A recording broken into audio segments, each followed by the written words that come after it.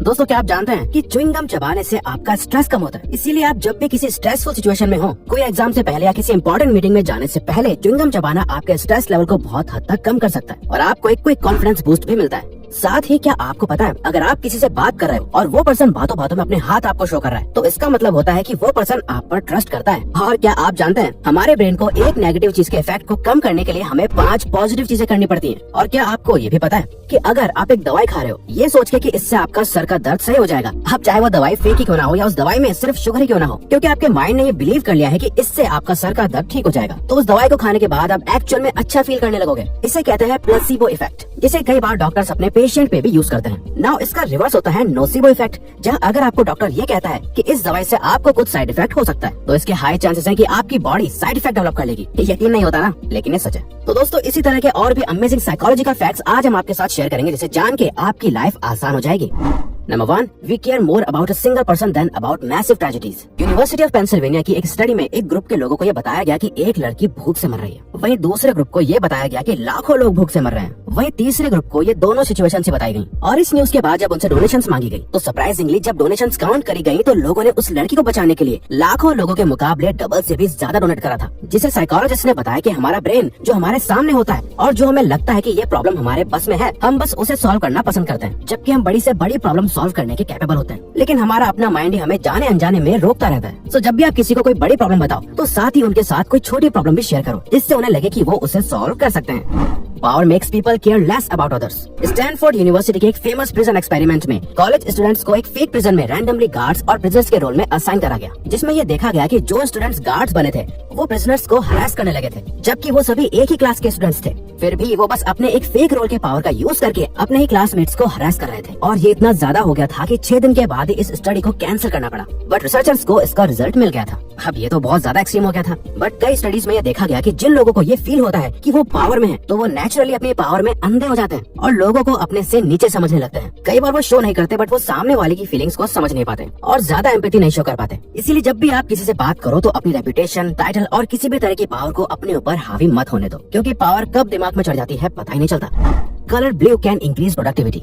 Psychologist कहते हैं कि आपके वर्क स्पेस, रूम या ऑफिस की दीवार का कलर कैसा है, ये आपकी प्रोडक्टिविटी को बहुत हद तक अफेक्ट कर सकता है। और मॉडर्न साइकोलॉजी के अकॉर्डिंग अगर आप अपने आसपास एक प्रोडक्टिव एनवायरनमेंट क्रिएट करना चाहते हो, तो आपको अपने आसपास ब्लू कलर का सबसे ज्यादा यूज करना चाहिए। इनफैक्ट ब्लू और ऑरेंज कलर न ही आपको ज्यादा प्रोडक्टिव बनाता है, बल्कि आपके मूड और इमोशंस को भी बैलेंस रखता है। क्योंकि जैसे रेड कलर साइकोलॉजिकली हमारे गुस्से और डेंजर को ट्रिगर करता है, वैसे ही ब्लू कलर हमारे ब्रेन में पीस और पॉजिटिव मेंटल एनर्जी को प्रमोट करता है।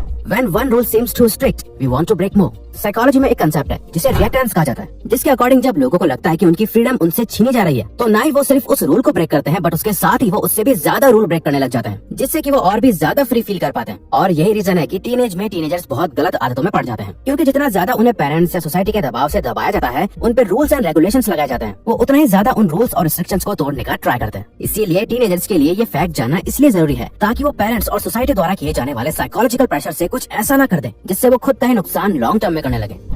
People return found wallet if there is a baby picture in it। Edinburgh के साइकोलॉजिस्ट ने मिलकर रैंडमली अलग अलग जगह पे 240 टेस्ट वॉलेट्स कहीं पर छोड़ दिए थे, जिसके बाद उन्हें कुछ लोगों द्वारा वो वॉलेट्स वापस भी दे दिए गए, जिसमें ये देखा गया कि जिन वॉलेट्स में एक छोटे बच्चे की फोटो थी, उन वॉलेट्स के वापस मिलने के चांसेस 88% ज्यादा हो गए थे बाकी वॉलेट्स के मुकाबले। इसीलिए साइकोलॉजिस्ट कहते हैं हमेशा अपने वॉलेट में एक छोटे बच्चे की फोटो रखने का ट्राई करो। अगर आपके बच्चे नहीं है तो कोई बात नहीं, अपनी खुद की कोई बचपन की फोटो रख लो। इससे जब भी आपका वॉलेट कहीं खो जाएगा, तो उस फोटो को देख के कोई ना कोई तो आपके वॉलेट को रिटर्न कर ही देगा, इसके चांसेस ज्यादा है। If we have a plan B, our plan A is less likely to work।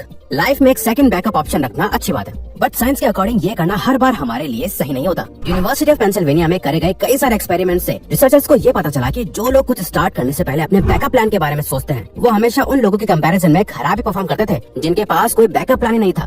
Psychologist कहते हैं कि अगर आपके ब्रेन को ये लगता है कि आपके पास और भी ऑप्शंस हैं, तो उस काम में सक्सेसफुल होने के चांसेस कम हो जाते हैं, क्योंकि आपका मोटिवेशन लेवल ड्रॉप हो जाता है। We always try to return a favor। अब इस पॉइंट को ठीक से समझना, क्योंकि यहाँ हम आपको मैनर्स नहीं सिखा रहे, बल्कि हम आपको एक साइकोलॉजिकल फैक्ट बता रहे हैं। एक्चुअली अगर किसी ने हमारी हेल्प करी है, तो हमारा ये फर्ज बनता है कि हम भी उसकी हेल्प करें। ये सोच सिर्फ आपके गुड मैनर्स नहीं है, बल्कि ये है रूल ऑफ रेसिप्रोसिटी, जिसके अकॉर्डिंग हमारा ब्रेन इस तरह से प्रोग्राम्ड है कि हमारे साथ अगर कोई अच्छा बिहेव करता है या हमारी हेल्प करता है, तो हमें ऑटोमेटिकली सामने वाले की हेल्प करने का मन करता है या उसे अच्छा फील कराने का मन करता है। कई बार बड़े बड़े ब्रांड्स इस साइकोलॉजिकल फैक्ट का यूज करके अपने कस्टमर का अटेंशन ग्रैब कर लेते हैं, जहाँ वो पहले तो कुछ चीजें फ्री में दे देते हैं, ताकि आप अपने आप ही फेवर को रिटर्न करने के लिए उनका प्रोडक्ट खरीद लो।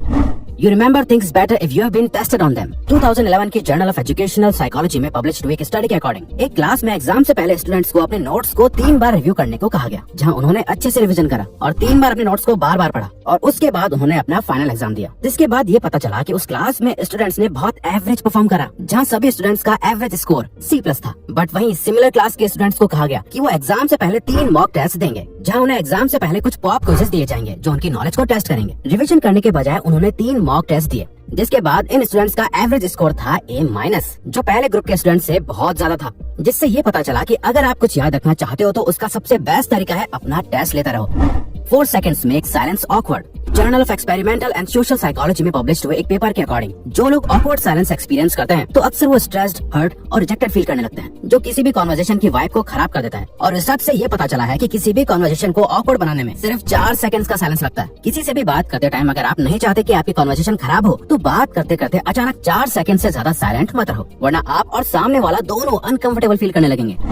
Fear can feel good if you are not really in danger। हर किसी को हॉरर मूवीज देखना पसंद नहीं होता, बट जिन लोगों को ऐसे एक्सपीरियंसेस बहुत पसंद होते हैं जो बाकी लोगों के लिए बहुत डरावने होते हैं, इसके पीछे भी एक साइकोलॉजिकल रीजन है। जब आप एक हॉरर मूवी देख रहे होते हैं या फिर कुछ ऐसा काम कर रहे होते हैं जिसमें आपको डर लगता है, ऐसे टाइम पर आपके ब्रेन को पता होता है कि आप डेंजर में नहीं हो और आपको डरने की जरूरत नहीं है। बट इन एक्सपीरियंसेस से आप अपने ब्रेन को ट्रिक करके adrenaline, endorphins and dopamine hormones को रिलीज कर देते हो, जिससे आपको बहुत अच्छा फील होता है। तभी कुछ लोगों को हॉरर मूवीज देखना बहुत पसंद होता है। Self confidence is more important then appearance. कई सारी स्टडीज ये शो करती है कि मैन की अट्रैक्टिवनेस इस पे डिपेंड नहीं करती कि वो दिखने में कितने ज्यादा अच्छे हैं। आपके गुड लुक्स, आपका ड्रेसिंग सेंस, ये सब सिर्फ फर्स्ट इंप्रेशन जमाने के लिए इम्पोर्टेंट है। बट जो चीज बाकियों को सबसे ज्यादा अट्रैक्ट करती है वो होता है सामने वाले मैन का सेल्फ कॉन्फिडेंस, कि वो जो बात कह रहा है उस बात में कितना दम है और अपने बारे में कितना हाईली सोचता है। कई स्टडीज में देखा गया है कि जिन कपल्स में लड़कियां लुक्स के मामले में अपने पार्टनर से ज्यादा अच्छी होती है, उनकी रिलेशनशिप ज्यादा लॉन्ग लास्टिंग होती है बजाय उनके जहाँ आदमी लड़की से ज्यादा अट्रैक्टिव दिख रहा होता है। This is weird but this is a fact bye researchers.